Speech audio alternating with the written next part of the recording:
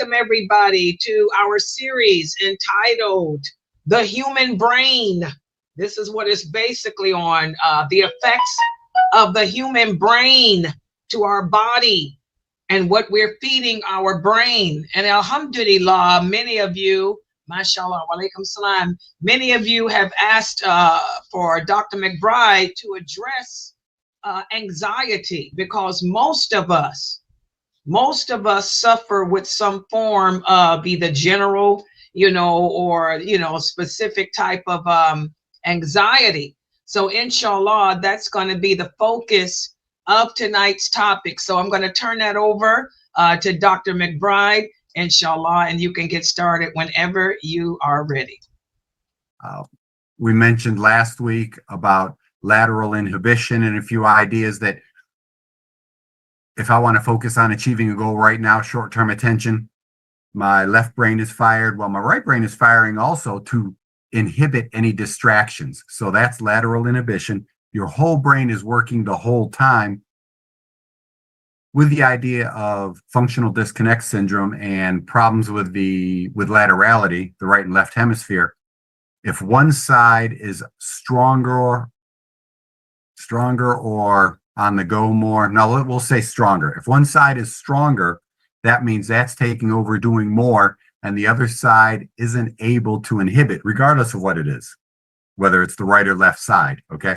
So I'm going to review right and left hemisphericity in the sense of we're going to talk about behavior and the emotions and what they're both good at.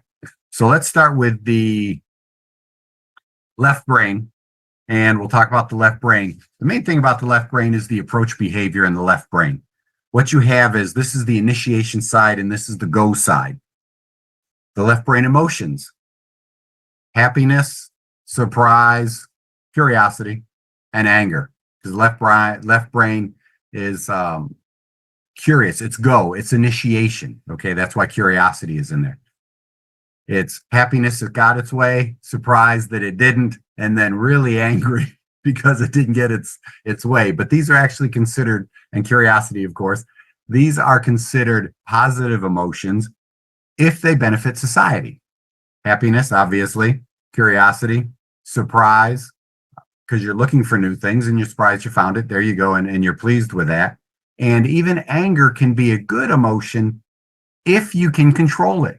It allows you, maybe you're frustrated a little bit, so you work harder at work to get that promotion. You pay more attention to your kids. You pay more attention to your spouse. You put more effort into something to get the reward and the benefit you want, because the left side is very reward driven. Okay, so that's how anger can benefit society. We see a bad example is of a left brain is our recently reelected overweight guy. All we see is happiness, he got his way, surprise he didn't, and then he's really, really angry that he didn't, and that surprise unsettles him. That's really strong song, corrupted left, actually corrupted, and nothing going on the right side in terms of inhibition and self-awareness, community awareness. Also, let's move into left brain and the habits or the strengths of a left brain. The left brain, it allows them to focus on details about everything. Very detail oriented, very motor driven, okay? Action oriented. Go, initiate, seek, achieve, rewards. It's very important to fine motor skills. That's why most of us, our motor skills are on the left-hand side of the brain. You've got Broca's area is up here. You've got Wernicke's over here. On the other side, the matching areas, you've got comprehension, big picture understanding of what those words mean. On this side, you've got the word definition. Over here, you understand and comprehend what the writer meant, not just the action steps that were taken, if that makes sense. That's how they work together. The left brain is also, like I said, fine motor skills. There's nothing more challenging. Handwriting is hard. Good handwriting is very hard. But speaking, think about the fine motor skills we have to use when we're actually talking. You're trying to coordinate the muscles of the mouth. You're trying to coordinate the muscles of the tongue. You're trying to get your respiration in and out, the timing correctly. I do a lot of head movement and hand movement. Those are all fine motor skills, okay? So the left brain is really the majority of fine motor skills get the left brain's attention, okay? What else do we have? We have, it's very controlling the right side of the body. We've talked about that. It likes patterns. That's why it's surprised and it finds frustrating when it's been doing something. Imagine the extreme an autistic child, and they do not want to stop this until they're done, whatever their pattern they're following. That's why left brain people really like video games. They look for the patterns, they figure it out, and it's short-term reward achievement. Very linear, very goal directed, and it can be short-term goals.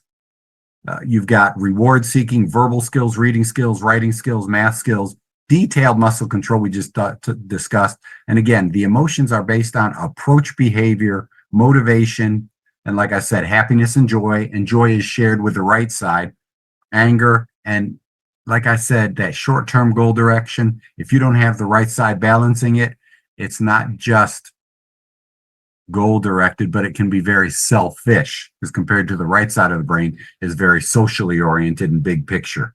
Now let's go to the right brain. The right brain is all about avoidance behavior. It's about inhibition, stopping. Your right brain, remember your right brain, not that the left brain is off, but your right brain is on automatic. It's always in there. It's always on. When you walk into a room, the first thing you do is look around. We've talked about this before. You look around to check out the environment, make sure you're safe. That's how we survive. Maybe in today's society, you want to see the emotions of the room and the social context or what people are discussing, and you want to try to fit in with that, okay, so that you are safe, all right?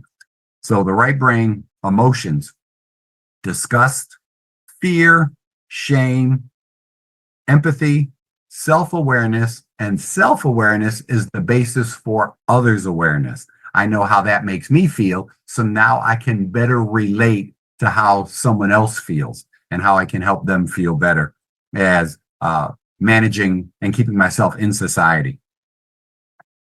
These are considered avoidance emotions or negative emotions only in the sense that it allows us to pull back if we have to, the negative feelings, if we can say it that way, to avoid disrupting society and to avoid being pushed out or ostracized from society. We're trying, the right side is the social brain. And like I said, the left side is the selfish brain. As long as they're balanced, it's okay to be hugely successful and goal-oriented and then turn around like giving zakat. Poor people can't give zakat, right? Or we may want to. We can give our time, but we can't give money. So think about if that's in perfect balance, you can be driven to make lots and lots of money so that you can give lots and lots of charity and benefit society that way. Come up with new ideas, come up with brilliant ideas. The whole Einstein and solving all those E equals MC squared. We also go over into the right brain and what that focuses on. That focuses on the big picture. And we're going to have, inshallah, we're going to give a talk about using the brain to achieve your goals, how to set goals using brain function and the neurology of the brain to make goal setting easier. Because remember, we're human beings. We wouldn't have survived this long if we didn't know how to achieve our goals. And I know goal achieving can be hard for a lot of us, but not if you know how. And one of these days, inshallah, I've got the lecture almost prepared to do a lecture on goal setting and how we can use both the neurology of the right side and the neurological function of the left side to achieve your goals and make the plan that'll help you do that. Remember, back to the right brain. The right brain is large muscle control. It's left body muscular actions, left muscular control, and there's an overlap. The right side tends to be able to help on both sides if we have a problem on the left. It's also really important in nonverbal communication. I use the example of humans and animals. If you smile, a little weird looking with that one, but imagine if I'm smiling at a dog and I'm down low and I'm in its face. Well, dogs, animals may take that as showing my teeth and it's a threat.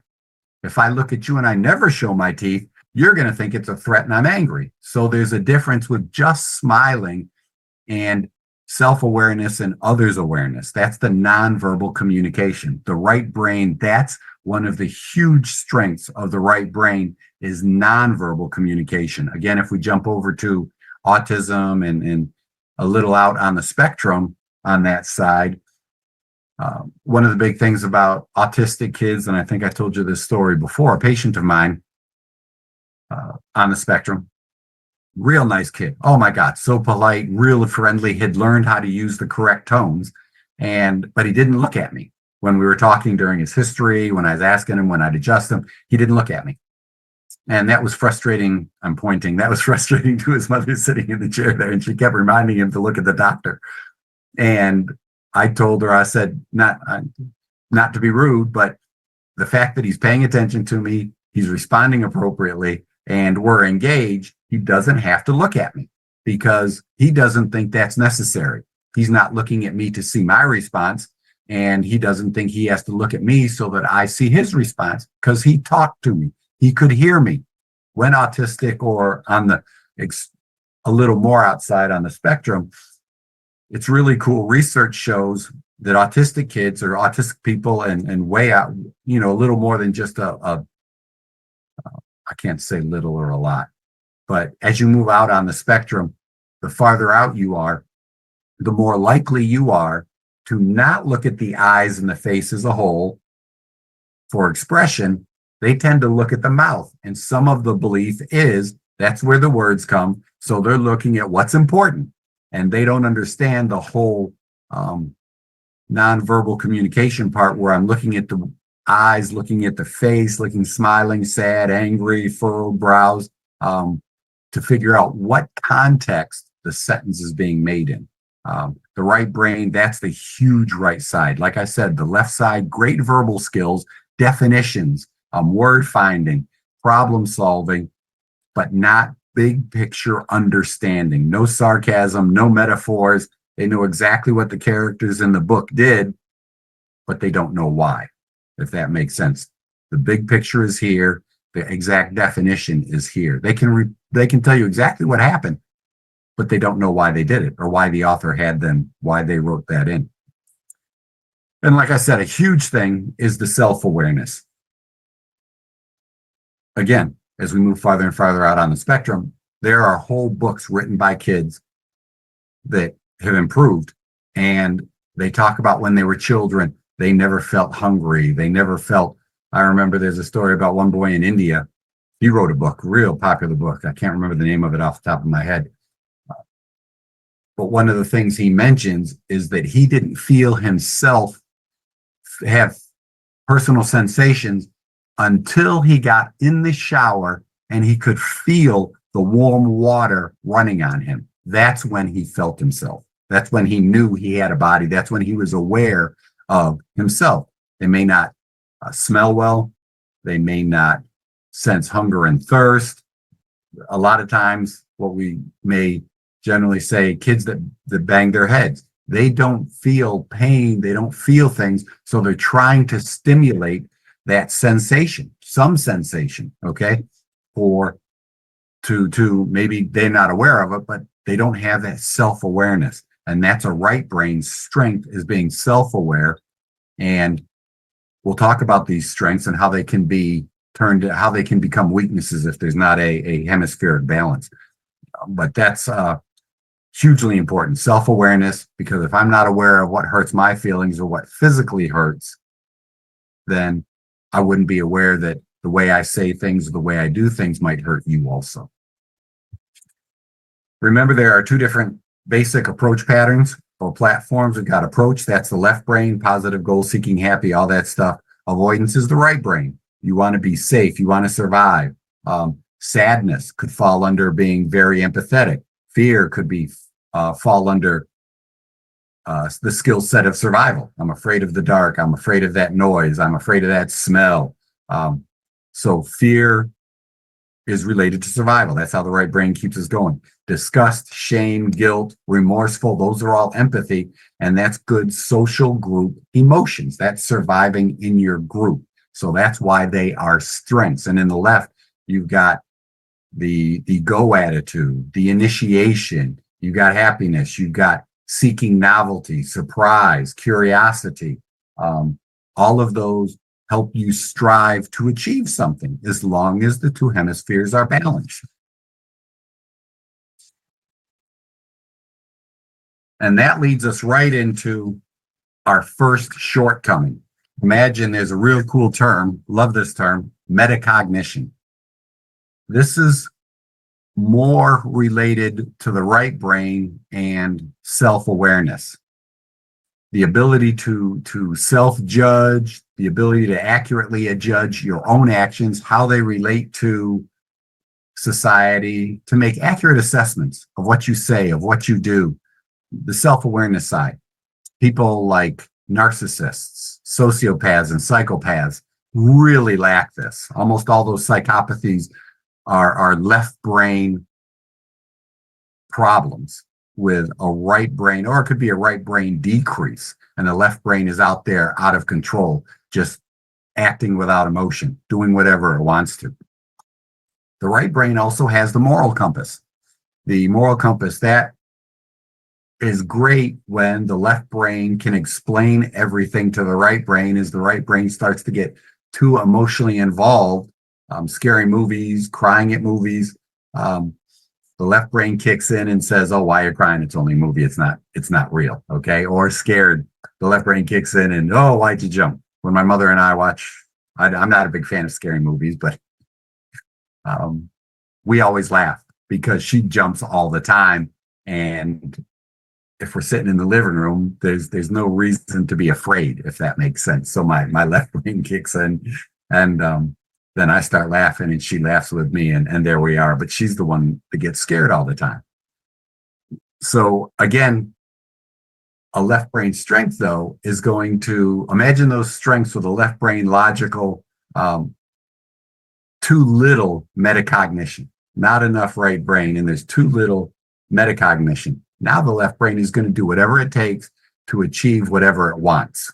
Okay. Like I said, the left brain is very reward driven.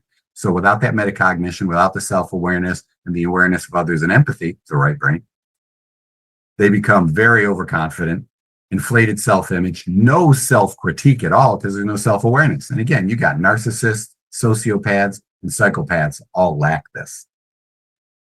Now, with all of that in mind, let's jump right into right brain anxiety. Now, what we usually see in right brain anxiety is you could have a decreased left hemisphere because it's not balancing, it's not logically talking you down. One of the first things we could look at for anxiety and right brain anxiety is going to be fear or sense of danger. Remember, out in the wild, pretend out in the wild, you hear you're hunting and lots of wolves, lots of bears, and you hear that crack, that sound. Now you've got to decide the fear, right? Am I being hunted, or is that what I'm hunting? Okay. So that fear, that sense of danger makes you very aware of movements you may see, very aware of sounds you may hear to protect you, to keep something from happening.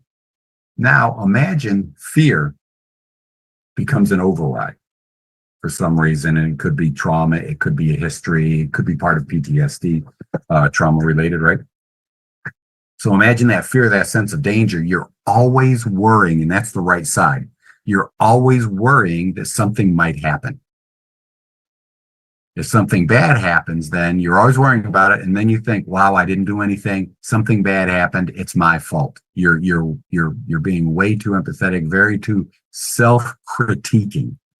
This could even lead into a right brain OCD, where you do stuff out of fear to prevent these imagined actions.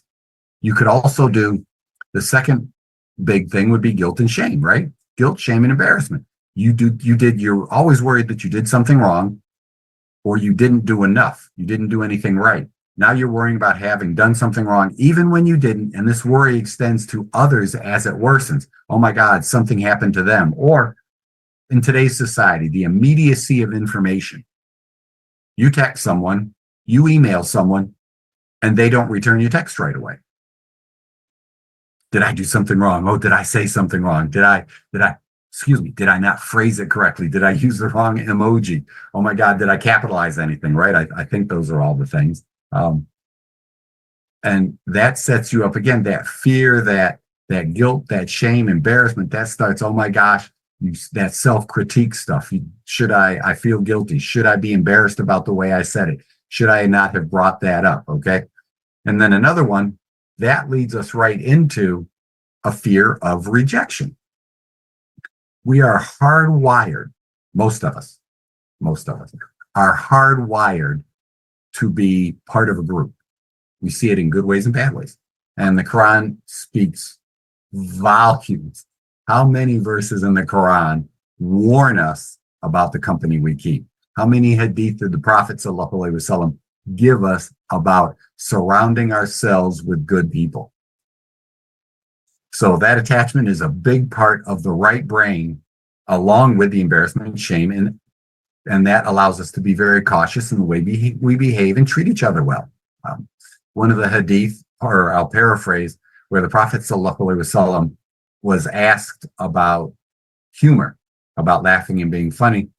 And one of the things he said, sallallahu alaihi wasallam, was not lying in your humor. It's you don't make fun of the brother or sister to be funny. You don't tell lies to try to be humorous and get a laugh. If you're going to be funny, it's got to be a positive funny. Now imagine, combine this fear of rejection with number 2, guilt, shame, and embarrassment. Now you become terrified that you will die, is the anxiety part, if you're rejected from your family, group, or tribe, if they kick you out. That is your right brain. That's a huge right brain anxiety issue. Now, add to that, you've got an overactive right hemisphere. Some of the things you can look at, there's also, you've got your insular cortex and a few things that help us connect with our body. Don't worry about that term. It's just in there. One of the things that you can look at, if you can remember left brain and logically talking yourself down. If you've got a right brain deficiency or you've got a right brain issue, a right brain overactive, a left brain deficiency, some things that are physical that you can see in our own bodies is being sensitive to smells, being sensitive to taste, real pain sensitive. Oh my gosh, real pain sensitive. Usually, unless it's a left brain strength where you're very pleasure seeking, so you do everything you can to avoid pain. Pain can be a little confusing, but super pain sensitive, a little stub toe and oh my gosh, you think you died. These sensitive smells, sensitive to taste, sensitive to pain are 3 big indicators of a right brain strength.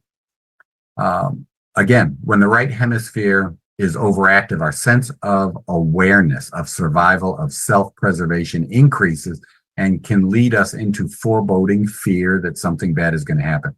We can also become over empathetic for others, or when directed towards ourselves, we become very over self-critical and self-judgmental.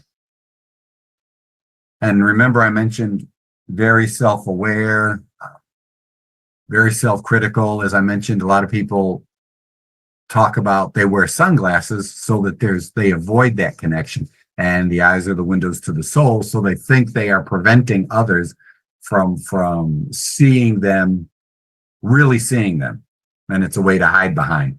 They can also be hypersensitive to the feelings of shame and increase our fear of rejection. Some areas of the brain that may also be involved are 46 and 9. If you remember from our first talk, dorsolateral prefrontal cortex, right hemisphere, may be overactive. Remember, this area of your brain really controls executive functions, and its location ties very closely into the emotional control. And if that right brain is there, now you're going to be over emotional and overstimulated, hyperactive, hypersensitive, whereas the left brain could be less active, and you can't logically, on the left side of the executive decision making, you can't logically talk yourself out of that. Just because the text didn't come back right away, they don't hate you. You didn't phrase it wrong. They may be at work. They may be driving. Don't text and drive. I tell my kids when they're in the car, don't respond. It's not a huge issue for me. And then this increased right hemisphere and decreased left hemisphericity can make someone overly empathetic and sensitive to others' pain as well as their own, almost like they can read. And this is huge with metacognition. You almost develop a sense of, you can anticipate someone else's emotions. And you can really, on a good note, that's the side, the right brain, your ability to put yourself in someone else's shoes. And that allows us to better fit into a group. But then imagine the right brain is really hyper stimulated. There's a hyper left and a decreased, a hyper right and a decreased left, hyper right, decreased left. That right brain then,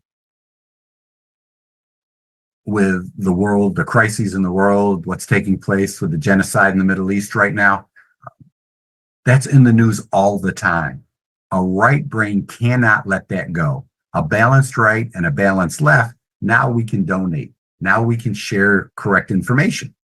But an overactive right is not doing enough. It's feeling guilty that it should do more. And it increases the anxiety of what's going on in the world.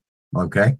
The left brain then says, do everything you can, but don't let it overwhelm you. That's how they work together.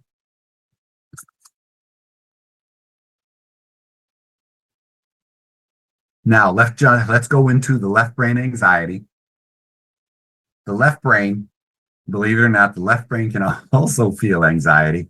The left brain with an increased left and a decreased right. Of course, we have some of the physical symptoms, obviously, we've talked about, are generally ADHD, autism, tics, hyperactivity in adults. This usually gets internalized and is diagnosed as a generalized anxiety disorder, especially with males. We're raised, and a lot of women too, hopefully you don't take me as being a chauvinist. The idea is we're raised to do something about everything, right? Or do something.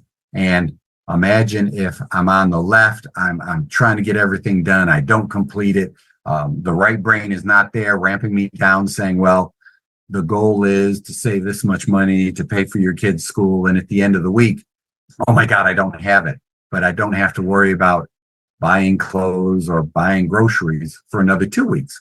So you can see how that not getting things done, that need, that drive, that reward driven behavior, if that's excessive, hyperactive, especially in adult males, the research shows, it gets diagnosed as a generalized anxiety disorder. They can't relax. Their mind never shuts down. And again, most of the sisters, oh, that's me too. My mind, I understand that. I'm fine with that. But it's the research shows that men are usually diagnosed more with a general anxiety disorder, whereas women tend to be diagnosed more with a right brain anxiety disorder from that emotional state. And that could be chauvinism in the research. Okay. Because guys can get over emotional and really wound up also, right? Sad, embarrassed, and all of that stuff. Left brain anxiety. Some indications, obsessions. That would again be, as we mentioned earlier, imagine your left dorsolateral prefrontal cortex is ramped up. That left brain is going. It's goal directed. It's got to do something. It's demonstrated with compulsions, obsessive compulsive disorder. It could be even obsessive thoughts. People talking about the same thing over and over and over again, and they just never let go. definitely a left brain. Obsessive, and then compulsion is usually the behavior part of it. With the right brain deficiency, it can't inhibit blurting out or looking at things from another point of view. They are obsessed. Remember, the left brain is very linear. It likes patterns until that pattern is complete, until they solve that problem or the world's problems, linear, then they never leave it alone. And that doesn't inhibit, and they lose control of their thoughts and actions. And this is what creates the anxiety. This also decreased right hemisphere, left brain, goal-oriented, pattern-seeking, pattern-following behavior, this linear behavior, also interferes with a left brain anxiety person understanding other people, right? And the social cues, they don't understand that we may be offering solutions, but they aren't picking up on it. They aren't aware of, they aren't picking up on any of the assistance that someone's trying to give them because they're left hemisphere dominant. They don't pick up on those social clues. The left brain is very logical. Like I said, it's very linear and sequential. It breaks up the world into small pieces, lines them up in a row, and follows that pattern out to make these future predictions. And that's how, imagine if that's what the left brain is strong at, imagine the right brain is not inhibiting anything. And what they'll do is they'll follow that pattern into those predictions that they made. And they are constantly thinking about those predictions and the outcomes that they expect, and they can't stop it. And with that in mind, it could even be a negative outcome because they don't see the solution, if that makes sense. Goal-driven, reward-oriented behavior, and there's no reward because they haven't gotten to the end yet. They're still following that pattern out and pursuing these avenues. They're overthinking. Imagine you can't control that at all. And would that increase some anxiety in your system, right?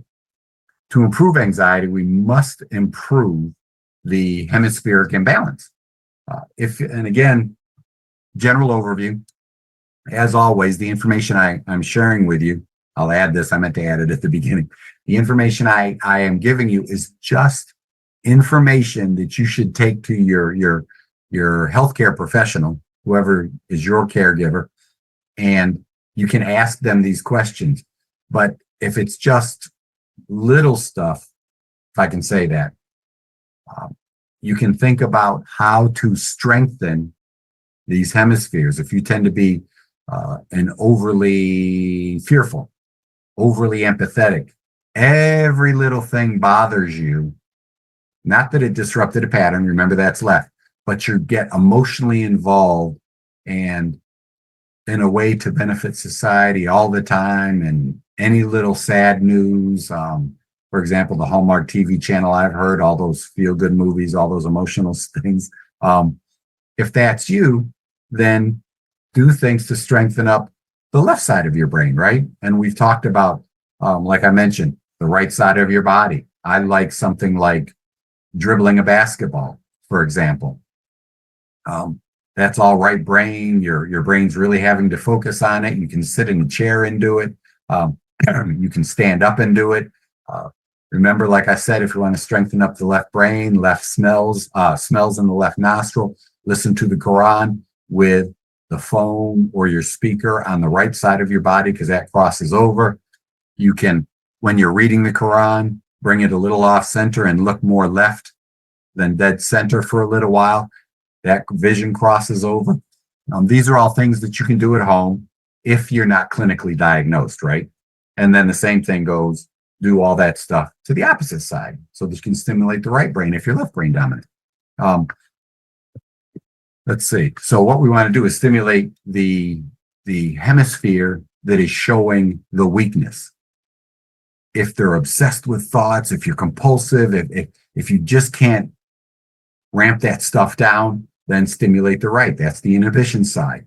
If your right side, like I said, over emotional, stimulate the left. And then you got the colors. You can buy inexpensive $5 tinting or sunglasses, kids' glasses. If you want to stimulate the left, you're going to do red, orange, and yellow. If you want to stimulate the right brain, you're going to do blue, green, and indigo, and those shades. Does that make sense? And then there's also anxiety, again, is not that simple. I mean, I'm speaking simply, I think, because I really want you to get a general picture that you can take to your primary care physician, because I'm not that person for you. I'm sharing information for educational purposes. The environment can also have a gigantic override. You could have been a very left brain, logical person, but then you're an ex-soldier, or you had a traumatic childhood, multiple traumas in your life, what we call adverse childhood experiences, ACEs. Could be something like a divorce. It could be you witnessed physical abuse, or you experienced physical abuse. You witnessed emotional abuse. You experienced emotional abuse. There's so many things that can override. The environment can override one of those 4 different categories, but one of those is also your attachment style that was trained into you by the time you were 1 year old. Research shows your attachment style has been trained into you by the time approximately 1 year old. Okay. I'm going to give you a definition for each of the 4 attachment styles. And like I said, these could be a great override that may increase left brain or increase right brain in a negative way. The first is the secure style. And obviously, that's just like it sounds. You're very secure. You don't need proof every minute of every day. You don't need gifts. You don't need a lot of public displays of affection. You are very secure in the relationship, and you positively reinforce each other all the time. As we mentioned last week, I'm a big fan of, as I talk to my children, I'm a big fan, and as we confirmed in the Quran and the Hadith, of competing in kindness and racing for good deeds, and the different Hadith and the different verses in the Quran that teach us that. I'm very comfortable, very secure in relationships. And that's with friends and spouses and family. You know, my parents, my mother, my stepfather did a great job of creating a security, and then you build on that as you grow. Number 2, avoidant and dismissive or anxious avoidant behavior or attachment styles. And I'll start these in children, okay? In children, because in adults, they add more terms to it. But see how this fits for you. So avoidant, dismissive, or anxious avoidant in children. These are people, kids in particular, but these are people that fail to bring build long-term relationships with others due to an inability to exchange in physical and emotional intimacy. This is usually developed from strict, or emotionally distant or absent caregivers. Overridingly strict, and we can all determine how that is, or emotionally distant or completely absent caregivers. This person usually has a very strong sense of independence, and they think they're strong enough that they don't need other people. But a lot of times this is based on they have a hard time trusting others. This lack of intimacy, emotional and physical intimacy, the hugs from a parent, the love, the parent that says, oh, you can achieve whatever you want to, I love you, all of these things that should be expressed, that our religion teaches, that they should be there, and they're not. Number 3, anxious or preoccupied or anxious ambivalence. This is a fear of rejection or abandonment. And remember, the word in this one clearly is anxious. Anxious preoccupied or anxious ambivalence. This is a fear of rejection and abandonment, and it depends on, this person is always in need of validation from their partner. They need the constant verbal, physical reinforcement. Maybe it's gifts, whatever it is. It's constantly in need of reinforcement. All of that, whether, like I said, whether it's verbal, physical, or gifts, for example, as a validation, and mainly not just the relationship, but that they're valuable, that they are important in this relationship, and it validates them as individuals, not just within the relationship, but they are in need of validation for themselves. And then number 4, disorganized or fearful avoidance. Hugely important. Extremely inconsistent behavior, difficulty trusting others. This usually develops from childhood trauma, neglect, or abuse. And the neglect can actually be from earlier, where we talked about the avoidant and dismissive and anxious avoidant with the parents that were emotionally or physically not there. So you've got neglect can be a great override in both of these. And again, this is a lot of the childhood trauma too, as I mentioned earlier with your ACEs. And then, like I said, a big thing, again, to close for today before I take any questions, we really want to think about the balance in hemisphericity. I talk about that all the time because there are so many things from the previous lectures. And as I put these together, I'm always thinking about how, wow, I learned that in one of Imam Ibrahim's classes, or I learned that hadith, I learned that verse in the Quran about being in the right crowd, surrounding yourself with good people. One of the things when I think about the attachment styles and how then we grow into left brain, strong independence, or right brain, needy, fearful, avoidant, right? How that can actually be established in our childhood. And then if we see it in ourselves, how can I train that out? Because most of these difficulties, you may need therapy. You can need professional help. And I'm cool with professional help. I'm not saying you do it by yourself. Many of us need outside involvement. I'm fine with that. This is only for information. But you can look at yourself and measure self-awareness, right brain stuff. You're going to measure any potential shortcomings you have. Your left brain, you say, I don't have any shortcomings. Well, maybe that's a shortcoming. Maybe they say, oh, you don't laugh at the joke. You don't get the joke. You don't get the sarcasm. You don't pick up the metaphors. And I might say it's raining cats and dogs, and severe autism might peek out the window and say, no, it's not. It's raining water. But it's raining a lot. Well, that's what I meant by cats and dogs. And why didn't you just say that, right? So there's an exaggeration. The idea is you can look at all of this stuff with anxiety, with your attachment styles, see where you fit, and see if that's not something that you can physically change. Earlier today, I thought, again, I'll take it right out of the drawer. I keep jewelry. And my kids actually bought me a watch recently because I talk about stimulation. And if I wanted to be today, because the way I wrote things down is very linear and very patterned, right? It's very sequential.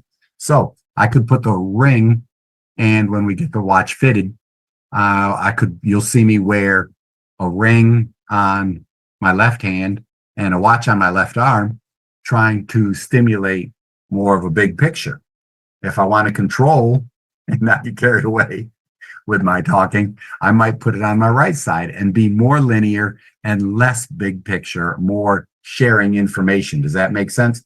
So literally, if you wear jewelry, you can actually switch sides with that jewelry, unless, of course, it represents something emotional. I think wedding bands are left, whatever it is. But the idea is literally, you can switch sides with the jewelry to actually stimulate whatever hemisphere you're trying to stimulate. When I put it on my hand, when I'm typing or I'm talking, the reason I didn't wear it today, believe it or not, is I thought about it and decided not to, because I tend to bring it up and play with it. and get even more stimulation. But then I tend to bring it up high enough, and in the camera views, there's a covering of the face and mouth, and I want you to be able to see me when I talk. So literally, it's something as simple as that I do on a regular basis, especially when I'm working by myself. I'll stimulate the side of the brain where I'm really trying to get something done. The big picture. We're working on a couple of lectures right now, so I tend to left hand, right brain that stuff, and that's going to be the big picture, more emotional, more big picture, long term.